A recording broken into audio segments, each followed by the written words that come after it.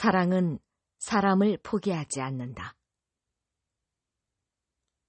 현수는 오전 내내 식은 밥덩이처럼 방에만 누워 있었다. 오후가 돼서야 그는 겨우 붕대를 감은 손으로 그동안 일하던 공사 현장을 찾았다. 설마 그 손을 해가지고 일하러 온 건 아닐 테지? 현장 소장은 쏘아붙이듯 현수에게 말했다. 병원에 갔더니 한 보름이면 나을 거래요. 그때는 다시 일할 수 있겠죠? 가봐야 알지. 우리는 당장 일할 수 있는 사람이 필요하니까 그때 다시 와봐.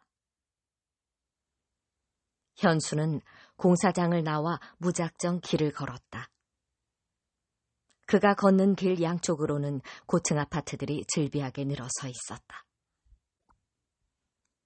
그는 몇 번이고 한숨을 몰아쉬다가 우연히 아파트 주차장 쪽을 바라보았다.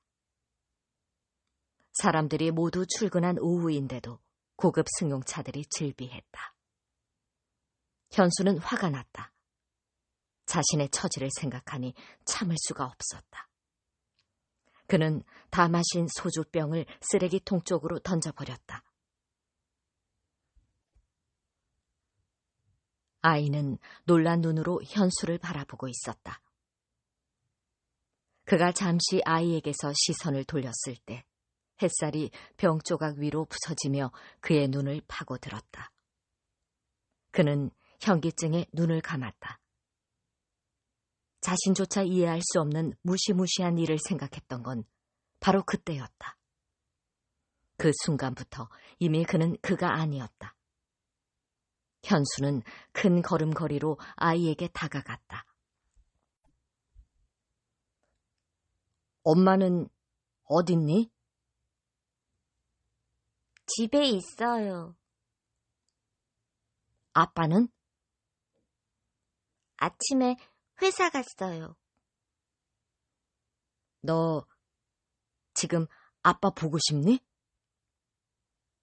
네. 그럼 수진이 우리 아빠한테 갈까? 아저씨는 아빠 친구란다. 우리 아빠한테 가서 인형 사달라고 할까? 이름을 불러주자 아이는 조금도 그를 의심하지 않는 눈치였다. 현수는 아이의 손을 잡고 아파트를 걸어 나왔다. 그는 아이에게 집 전화번호까지 알아냈다.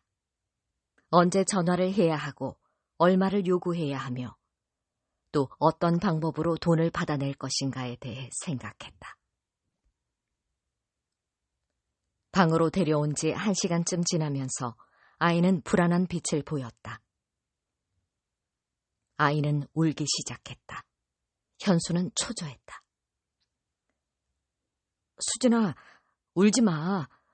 아저씨가 나가서 아빠한테 전화도 하고 빵도 사올게. 아저씨 올 때까지 여기서 나가면 안 돼? 밖에 나가면 아저씨한테 혼나. 알았지?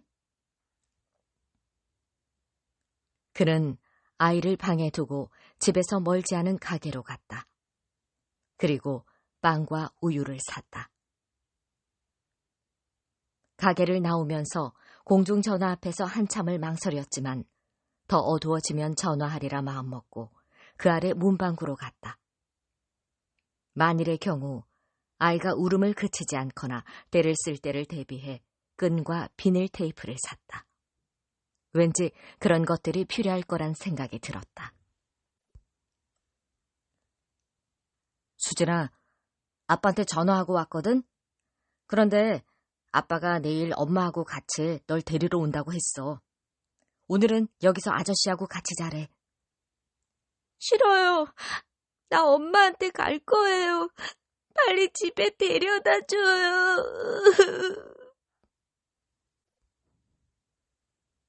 아이는 잔뜩 겁에 질려 울고 있었다.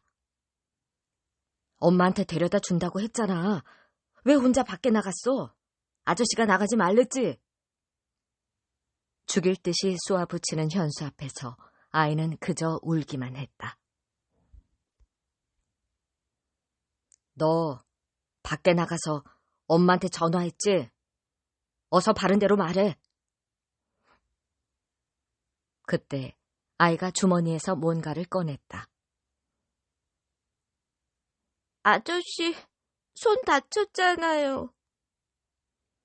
아이는 데일밴드 한 통을 현수 앞으로 내밀었다.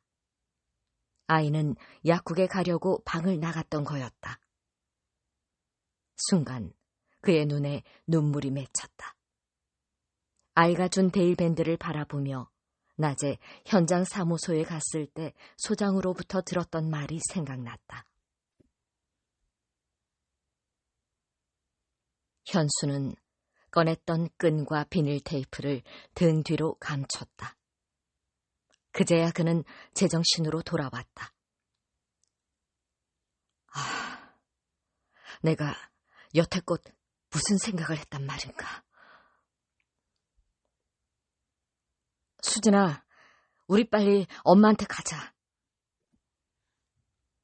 현수는 아이를 데리고 서둘러 방을 나왔다.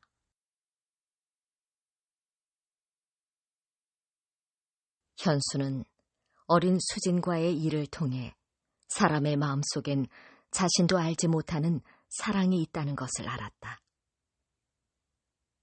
사랑은 의식 깊은 곳에서 숨을 쉬다가 우리가 잘못된 길을 걸어갈 때면 기어코 우리들의 곁으로 다가온다. 거칠게 숨을 몰아쉬며 사랑은 끝끝내 우리의 길을 인도한다. 사랑은 사람을 포기하지 않는다.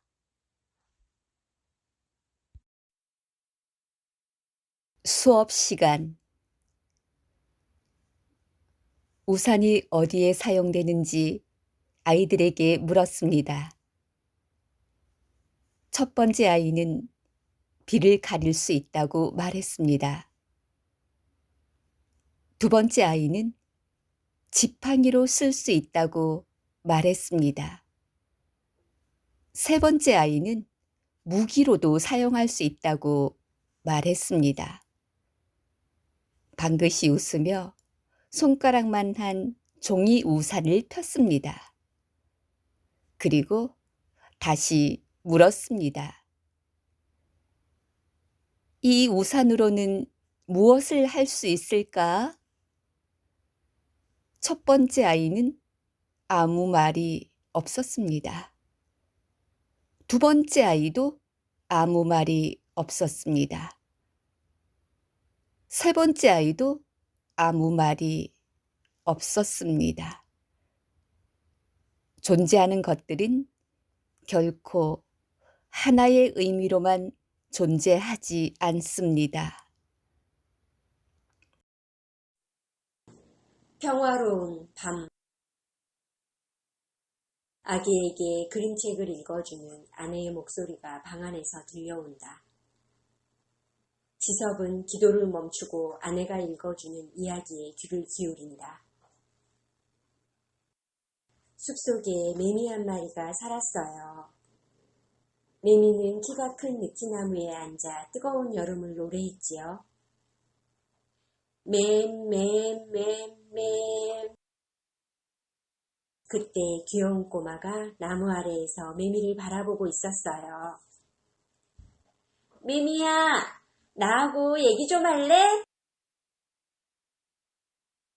넌 누구니 꼬마야? 매미는 잎사귀 뒤로 몸을 감추며 말했어요.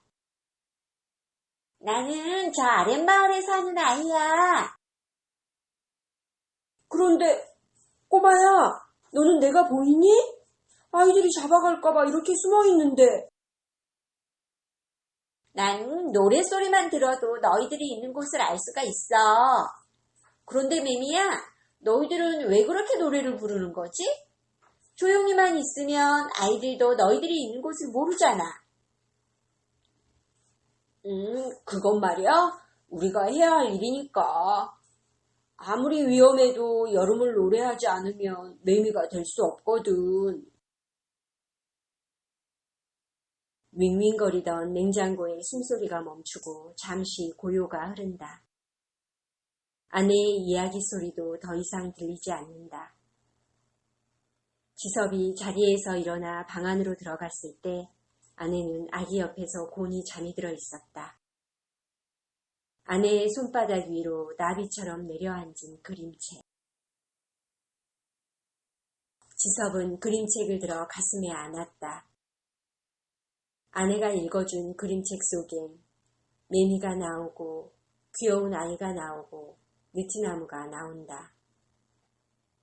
그런데 매미 그림도 귀여운 아이 그림도 느티나무 그림도 책 속엔 있지 않다. 앞을 못 보는 아내는 손끝으로 점자를 더듬어 매일 밤 아기에게 그림책을 읽어준다. 아, 눈송이처럼 수북히 내려앉은 많은 점자들. 아기는 알까? 그 많은 점자들이 엄마의 손끝에서 매미가 되고 귀여운 아이가 되고 느티나무가 된다는 것을. 감아도 감기지 않는 아내의 두 눈을 바라보며 지섭은 방을 나왔다. 볼 수 없는 그의 눈에서도 총총한 샛별이 떨어진다. 하나님, 감사합니다. 오늘 하루도 우리에게 평화로운 밤을 주셔서. 하늘에 심은 꽃. 선영 씨는 토요일 오전 근무를 마치고 집으로 돌아왔다. 선영 씨는 딸 소라를 데리고 마로니에 공원으로 갔다. 겨울의 한낮 투명한 햇살이 쏟아지는 공원의 하늘 위로 한때의 비둘기가 날아오르고 있었다. 연인들이며 수업을 마치고 나온 학생들의 웃음소리가 봄철 미나리처럼 싱그러웠다. 선영 씨는 공원의 풍경을 바라보며 한쪽 벤치에 앉아 있었다. 그때 낡은 목도리로 얼굴을 감싼 한 할머니가 그들에게 다가왔다. 애기 엄마, 이것 좀 사줘요. 할머니는 하얗게 튼 손으로 껌과 초콜릿을 내밀었다. 할머니, 초콜릿 주세요. 껌도 주시고요.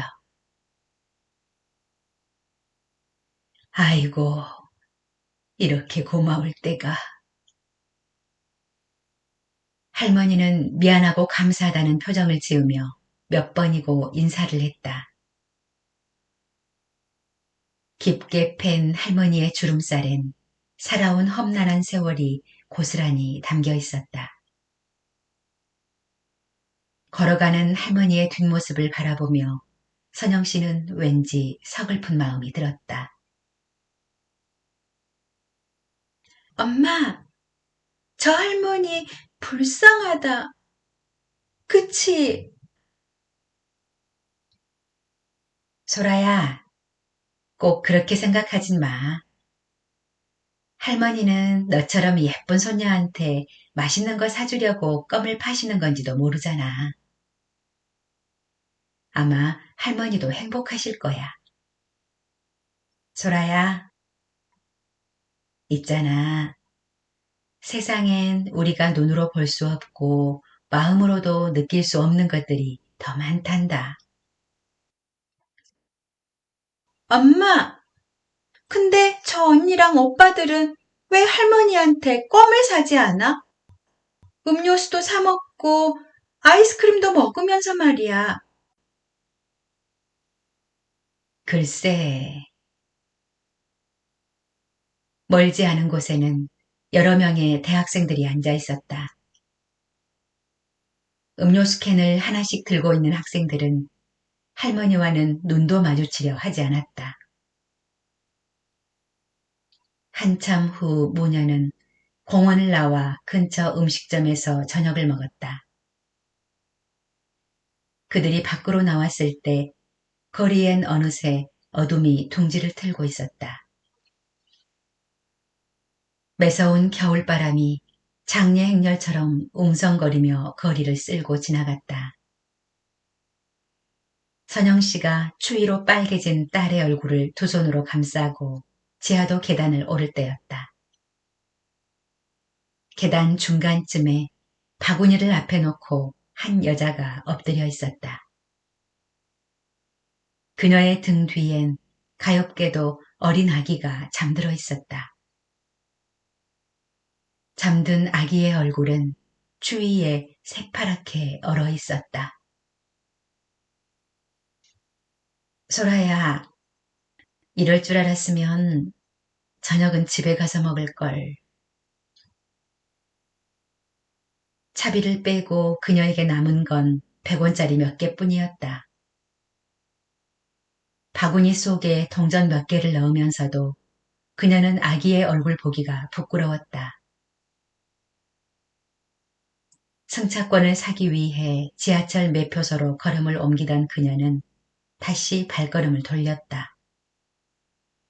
그녀는 아기 엄마에게로 다가가 입고 있던 외투를 벗어 새파랗게 얼어버린 아기 얼굴을 감싸주었다. 옷이 없어서 엄마 춥겠다. 그치?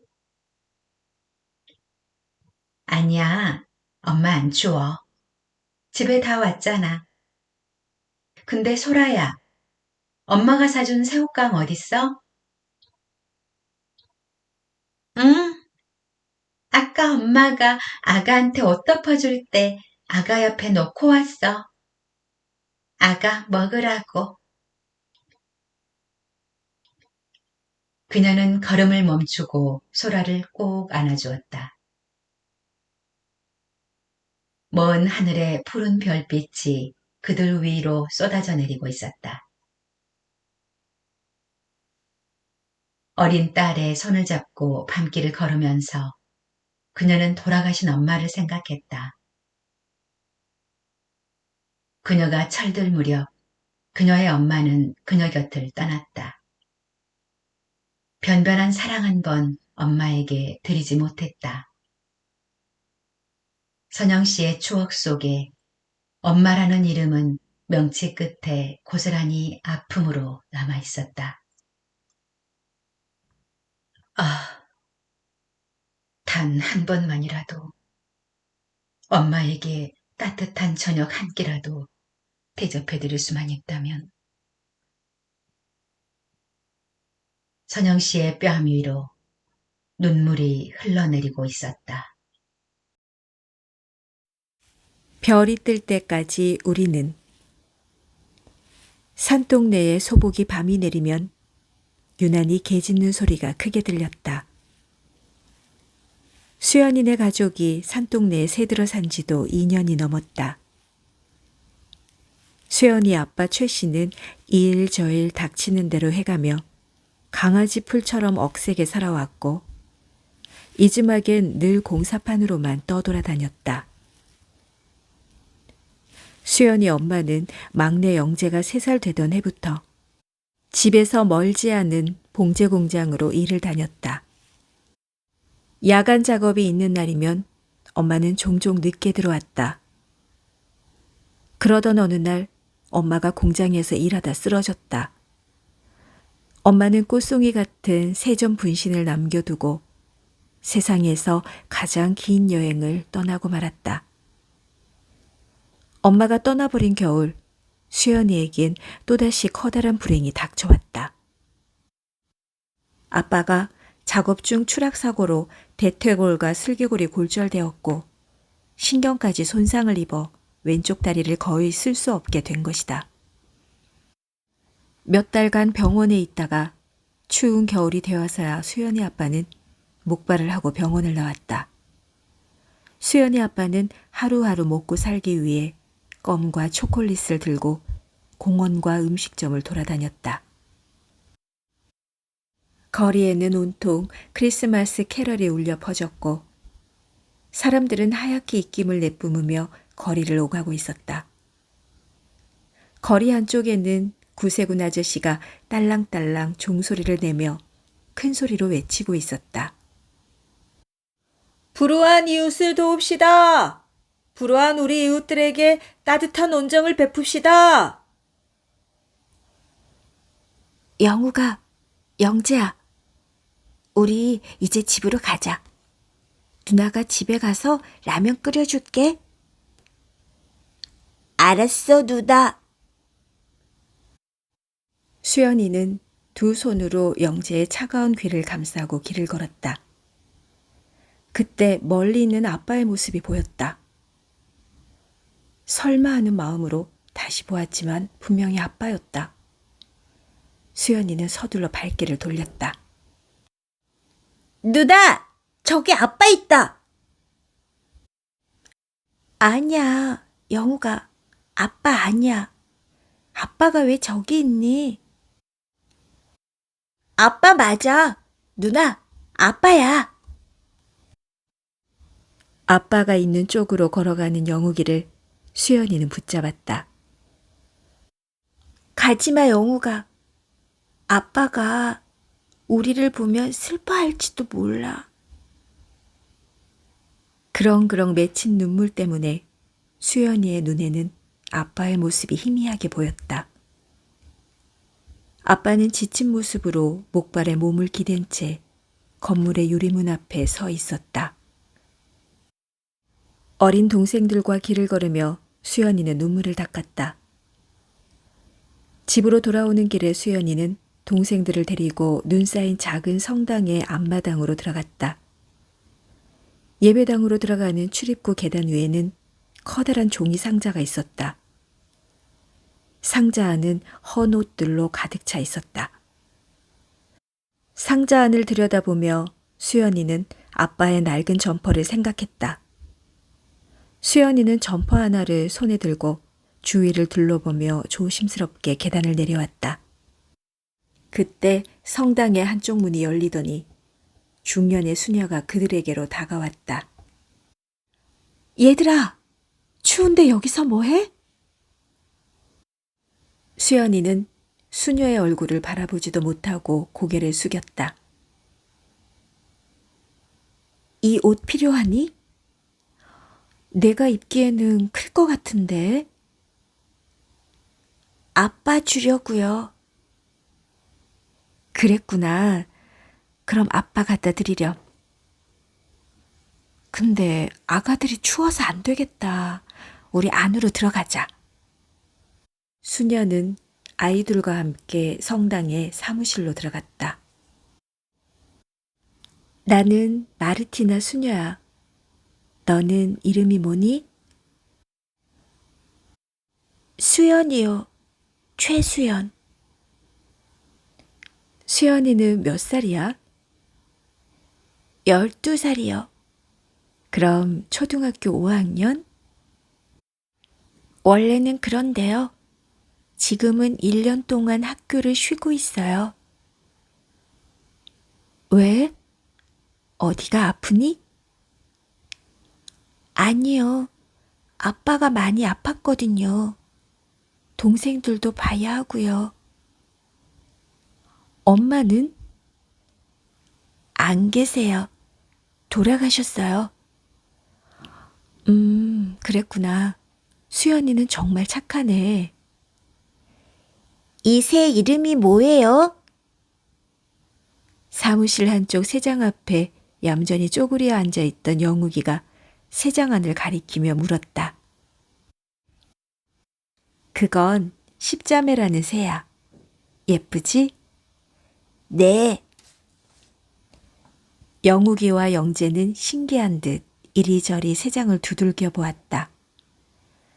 그 후로도 동생들을 데리고 자주 성당에 갔다. 그리고 마르티나 수녀로부터 성당에 있던 십자매를 선물 받았다.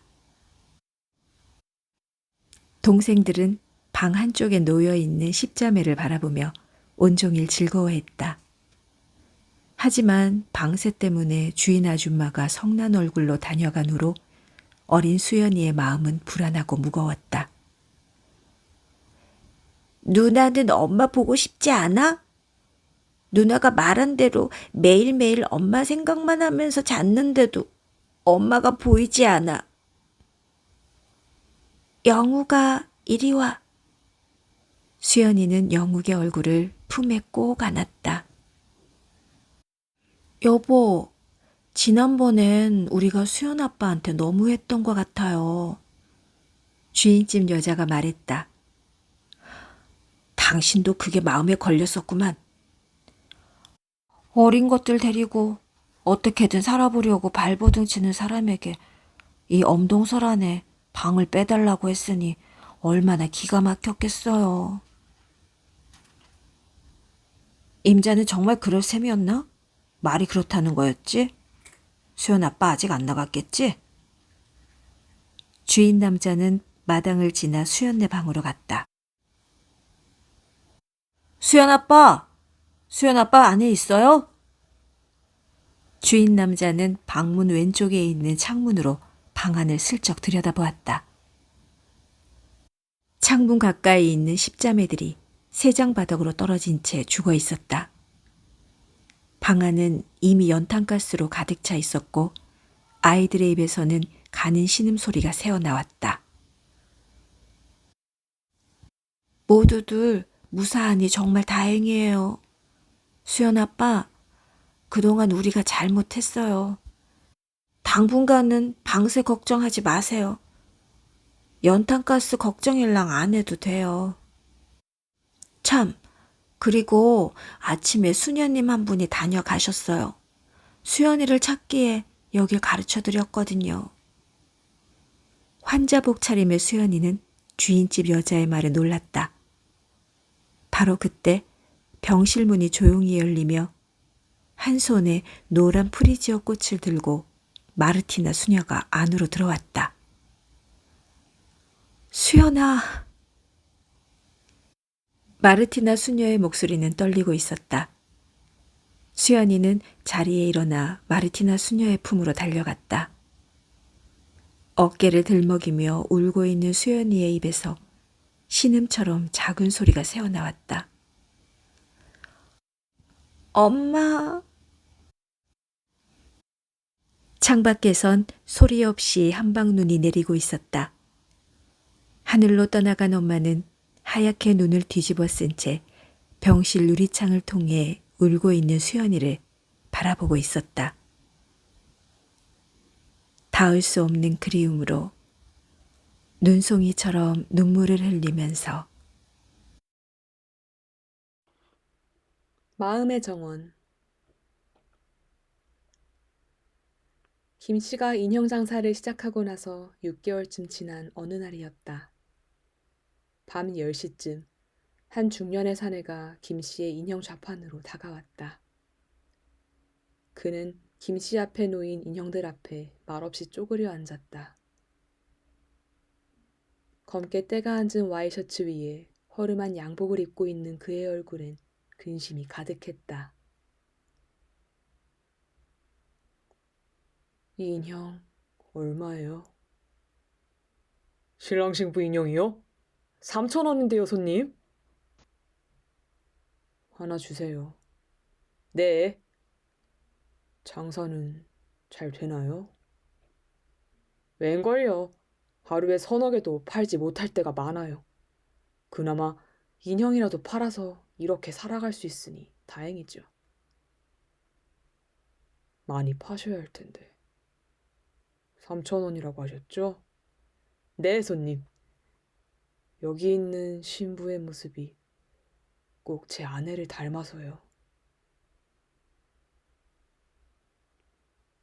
그렇게 말하며 1,000원짜리 3장을 건네주는 사내의 눈에 눈물이 그렁 맺혀 있었다. 그는 봉지에 담긴 인형을 꺼내 양복 바깥 주머니에 넣고는 총총히 사라졌다.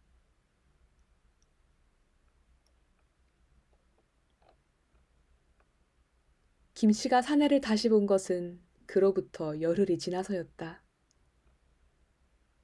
점퍼 차림의 사내는 양손에 가득 짐을 들고 김 씨에게 다가왔다. 전과는 달리 그의 얼굴은 매우 밝아 보였다. 안녕하세요. 저 알아보시겠어요? 그럼요. 저번에 밤늦게 오셨던 분이시잖아요. 그때 사간 신랑 신부 인형을 한 쌍 더 사려고요. 아, 그러세요? 김 씨는 신랑 신부 인형 한 쌍을 봉지에 넣어 사내에게 주었다. 사내는 신부 인형을 꺼내 다시 김 씨에게 건넸다. 저는 신랑만 필요하니까 신부는 여기 두고 가도 되겠죠? 사실은 집에 있는 신부 인형이 얼마 전 자기 신랑을 잃어버렸거든요. 그래서 신랑 인형만 있으면 돼요. 그럼 인형값을 다 받기 죄송한데. 무슨 말씀이세요? 마땅히 다 받으셔야죠. 신랑 인형만 가지고 가는 건 그럴 만한 이유가 있어서 그러는 건데요, 뭐. 그래도 미안해서. 사내는 바닥에 놓았던 보따리 안에서 물건이 담긴 검정색 봉지를 꺼냈다. 이리로 오다가 길에서 과일 좀 샀어요. 별건 아니지만 집에 있는 아이들 갖다 주세요. 왜 이런 걸? 감사의 표시니까 그냥 받아주세요. 인형 많이 파세요. 사내는 김 씨에게 머리 숙여 인사까지 하고는 그 자리를 떠났다. 김 씨는 영문을 몰라 어리둥절했다. 사내가 주고 간 과일 봉지 안을 살펴보니 편지 한 통이 들어있었다. 열흘 전 나는 밤거리에서 당신을 처음 만났습니다. 그날 나는 세상에서의 마지막 하루를 보내며 밤길을 서성이고 있었습니다. 죽기 위해 미리 봐두었던 한강으로 가는 길에서 당신을 만났던 것입니다. 무심코 당신이 있는 곳을 보았을 때 당신은 아무도 거들떠보지 않은 인형들을 앞에 놓고 지나가는 사람들과 일일이 시선을 맞추고 있었습니다. 당신의 그런 모습에 이끌려 나도 모르게 신랑 신부 인형을 샀습니다. 나는 사업에 번번이 실패했고 오랫동안 빚쟁이들에게 쫓겨다녔습니다.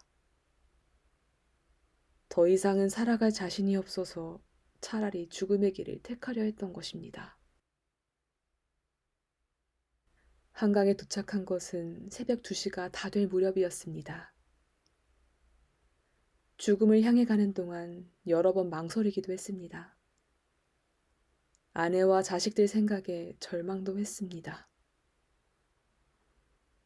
하지만 그곳에 도착했을 때 이상하게도 더 이상 흔들리지 않았습니다. 다리의 난간 위로 한쪽 발을 올려놓았습니다. 그런데 나머지 한쪽 발을 땅에서 뗐을 때 온 몸이 떨려오기 시작했습니다. 눈을 꼭 감고 뛰어내리려는 순간 첨벙하는 소리와 함께 날카로운 고통이 내 귀를 파고들었습니다. 두려움에 깊이 찔린 나의 몸은 중심을 잡지 못하고 그만 떨어지고 말았습니다. 그런데 내가 떨어진 곳은 강물이 아니라 다리 위의 콘크리트 바닥이었습니다. 나 자신도 그 순간을 정확히 기억하지는 못합니다. 하지만 나보다 먼저 어떤 물건이 강물로 떨어지며 들려준 작은 소리가 내 의식 속을 송곳처럼 찌르고 지나갔습니다. 나보다 먼저 물속을 뛰어든 것은 내 주머니 속에 있던 인형이었습니다. 만일 그 인형이 나보다 먼저 떨어지지 않았다면 나는 강물로 몸을 던졌을 것입니다. 다리 난간에 기대앉아 한참을 울었습니다. 아내와 아이들이 생각났습니다. 왜인지는 몰라도 당신의 모습이 떠올랐습니다. 가난하지만 세상을 증오하지 않고 거리에서 인형을 팔며 세상을 끌어안으려는 당신의 모습이 내 앞을 스치고 지나갔습니다. 만일 그날 밤 당신을 만나지 못했다면 나는 어쩌면 이 세상 사람이 아닐지도 모릅니다. 당신께 무어라 감사의 말씀을 드려야 할지 모르겠습니다. 참, 그리고 저도 내일부터 장사를 시작하려고 합니다. 거리에서 양말이라도 팔아보려고 합니다. 오늘은 공장으로 가서 양말을 사가지고 오는 길입니다. 저에게 이런 용기와 희망을 주신 당신께 감사드립니다. 그의 편지를 읽고 나서 김 씨에게는 무어라 말할 수 없는 힘이 솟아났다. 하나밖에 팔지 못한 바닥의 인형들을 바라보며 그는 아내와 딸아이의 소중한 꿈을 생각했다. 장사를 시작하고 나서 하루하루 안으로 기어들어가기만 했던 목소리에 기운이 실려 우렁차게 밖으로 터져나왔다. 인형 사세요! 예쁜 인형들 사가세요!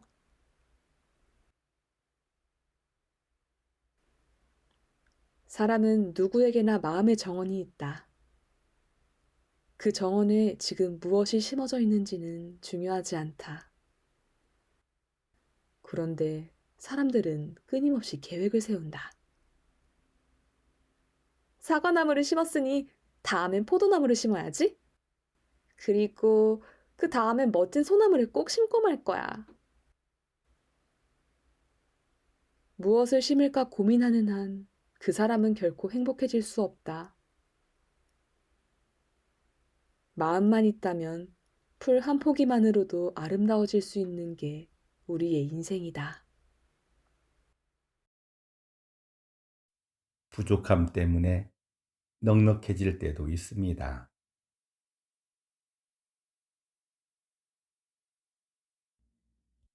한 아이가 살금살금 다가와 있는 힘껏 잠자리채를 휘둘렀습니다.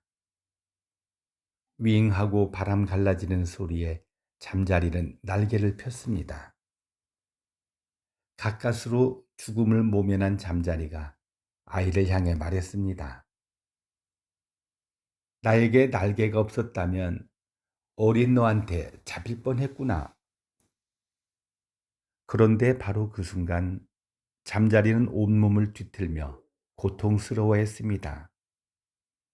아이에게 말을 하다가 그만 거미줄에 걸리고 만 것입니다. 파르르 날개를 떨고 있는 잠자리를 보며 거미가 말했습니다. 너에게 날개가 없었다면 이렇게 거미줄에 걸리진 않았을 텐데. 아무리 움직여봐야 소용없어. 움직일수록 더 조여들 뿐이니까. 거미는 그렇게 말하고 재빠른 동작으로 잠자리에게 다가갔습니다. 그 순간 산새 한 마리가 허공을 가리며 총알처럼 날아왔습니다. 산새는 표적처럼 박혀있던 거미를 낚아채듯 물고 갔습니다. 신음하는 거미에게 산새가 말했습니다. 거미야, 미안해. 내가 몸을 그렇게 빨리 움직이지만 않았어도 나는 너를 보지 못했을 거야. 우리 부족함 때문에 오히려 넉넉해질 때도 있습니다. 유리 조각. 혜수는 병원 현관 앞을 서성거렸다. 엄마가 병원에 입원했다는 소식을 듣고 병원까지는 왔지만 막상 엄마의 얼굴을 볼 용기가 나지 않았다. 혜수는 2년 전에 집을 나왔다. 그 후로는 몇 달에 한 번씩 남동생과 통화를 했을 뿐이었다. 집을 나온 후 그는 복잡한 지하철에서 남의 지갑을 훔치며 하루하루를 살았다. 혜수는 담배 연기에 눈살을 찌푸리며 병실 높은 곳을 올려다보았다. 그는 피우던 담배를 내팽개치고는 빠른 걸음으로 병원 정문을 빠져나왔다. 거리엔 많은 사람들로 붐볐다.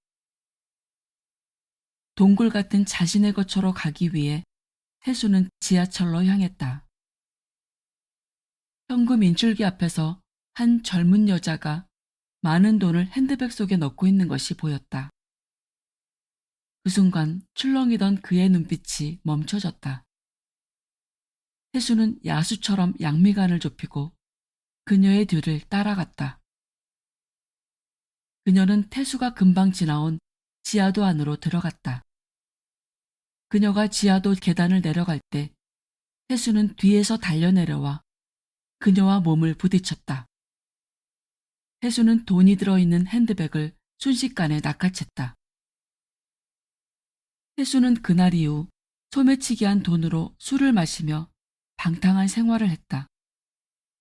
하루는 친구를 불러내 밤늦도록 술을 마셨다. 소매치기인 태수는 다른 사람들의 눈빛을 집요하게 살피는 버릇이 있었다.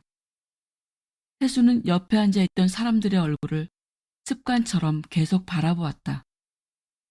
결국 시비가 붙어 격렬한 싸움까지 벌어지고 말았다. 그 싸움으로 상대편 사람들이 많이 다쳤고 신고를 받고 출동한 경찰은 가담자 모두를 연행했다. 밤새 조서를 꾸몄다. 태수는 모든 게 불리했다. 교도소에 가지 않으려면 피해자 측과 어떻게든 합의를 봐야 했다. 하지만 그에게는 합의금을 줄 만한 여유가 없었다. 다음 날 아침, 태수는 동생에게 전화를 걸었다. 동생은 전화를 받고 곧바로 달려왔다. 이런 일로 불러서 정말 미안하다. 합의금을 마련하지 않으면 형사 입건되거든. 너 말고는 연락할 데가 없었어. 형은 왜 그동안 엄마에게 한 번도 오질 않았어? 사실은 전에 한번 병원에 가긴 갔었어. 차마 들어갈 수가 없어서 그냥 돌아왔지만. 엄마는 좀 어떠시냐? 놀라지 마, 형. 엄마 돌아가셨어. 장례식 끝난 지 아직 일주일도 안 돼. 뭐? 왜 돌아가신 거야? 왜? 왜는 왜야. 결국은 병원비 때문에 돌아가신 거지. 아니, 병원비 없다고 사람을 죽게 해? 그게 병원이야? 워낙에 많은 수술비가 들어서 그 사람들도 어쩔 수 없었나 봐. 그래도 병원 측에서 많이 도와줬어.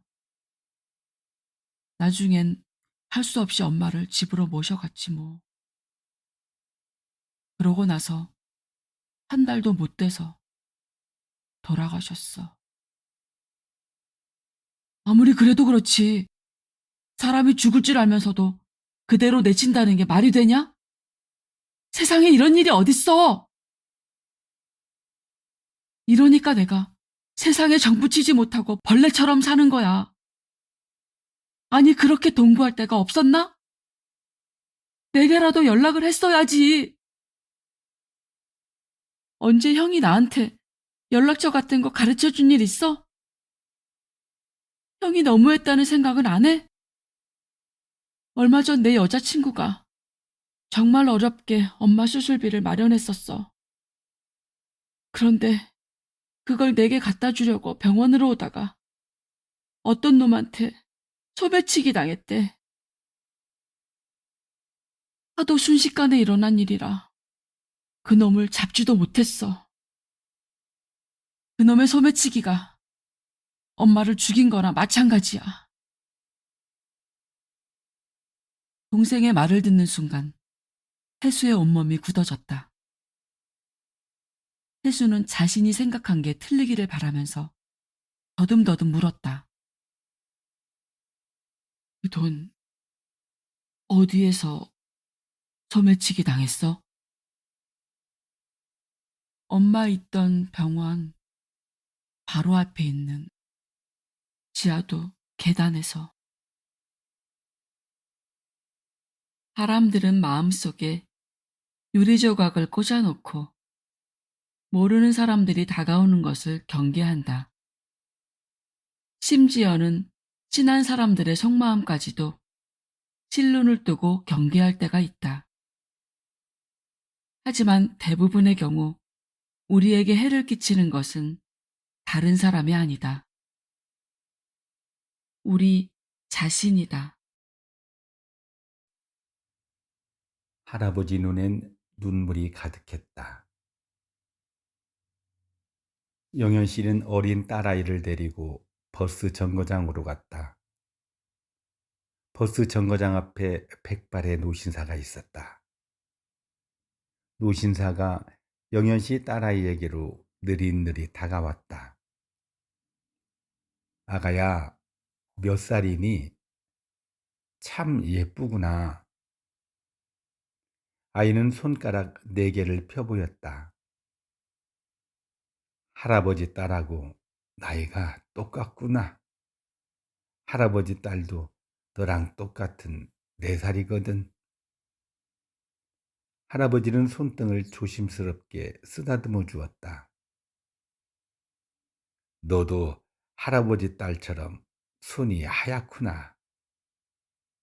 아가야, 아프지 말고 건강하게 자라거라. 알았지? 아이는 고개를 끄덕였다. 할아버지 얼굴에 기쁨이 가득했지만 웃고 있는 할아버지 얼굴이 왠지 슬퍼 보였다. 할아버지는 양복 안주머니에서 지갑을 꺼냈다. 할아버지는 아이에게 10,000원짜리 한 장을 건네주었다. 할아버지가 주는 거니까 받아줄 수 있겠니? 할아버지, 괜찮아요. 아이가 어려서 아직 돈을 모르거든요. 할아버지가 민망해 할까봐 영현 씨는 조심스럽게 말했다. 그냥 받게 해주세요. 부탁입니다. 이 아이를 보니 아주 오래전 제 가슴에 묻은 어린 딸이 생각나서요. 할아버지는 잠시 사이를 두었다가 다시 말했다. 제 딸아이는 딱 이 아이만 할 때 하늘나라로 갔어요. 세월이 많이 지났는데도 도무지 지워지질 않아요. 오늘따라 그 아이가 더 보고 싶네요. 그렇게 예쁜 아이를 어떻게 잊을 수 있겠어요? 할아버지의 눈이 금세 붉어졌다. 할아버지는 아이 손에 기어코 10,000원을 쥐어주었다. 할아버지가 당신 딸에게 주는 것 같아 영현 씨도 어찌할 수 없었다. 감사합니다, 할아버지. 영현 씨는 어린 딸 대신 정중히 인사를 했다. 웃고 있는 할아버지 눈에 눈물이 가득했다. 행복한 하루. 지훈이 아빠는 안면 종양으로 많이 아팠다. 지훈이 아빠는 어린 지훈이와 지훈이 엄마를 남겨두고 멀고 먼 하늘나라로 갔다. 아래 있는 편지는 지훈이 아빠의 무덤 앞에서 지훈이 엄마가 쓴 편지이다. 당신이 누워 계신 보슬보슬한 무덤에 기대어 당신 딸 지훈이가 잠을 자고 있습니다. 잠든 지훈이 가슴에 당신이 사다 주신 곰인형도 함께 잠을 자고 있어요.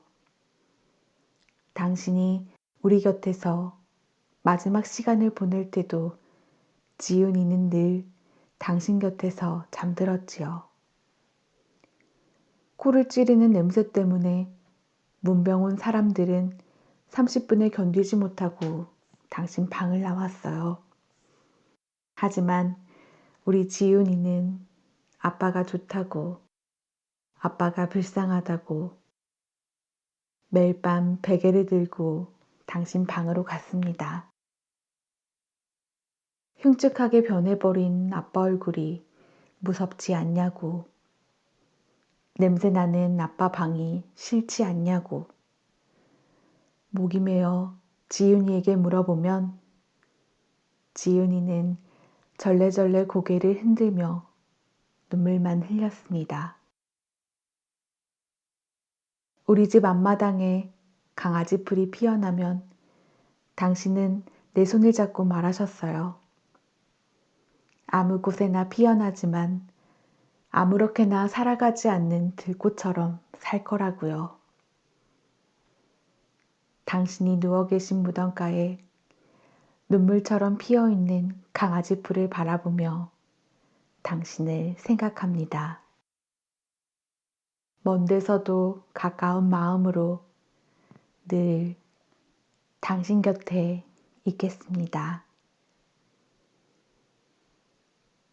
착한 당신, 당신의 사랑이 있어 오늘도 행복한 하루를 살았습니다. 고통은 기린처럼 목이 길지만 삶은 때로는 흉악한 거인을 앞세워 우리에게로 다가옵니다. 흉기를 든 거인 앞에 우리는 맨 주먹이지만 아직 싸움이 끝난 건 아닙니다.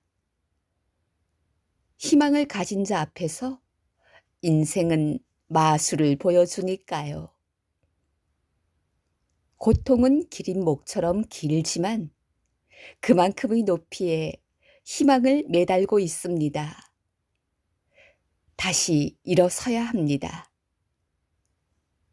아픔이 있다는 건 아직도 꿈이 남아 있다는 거니까요.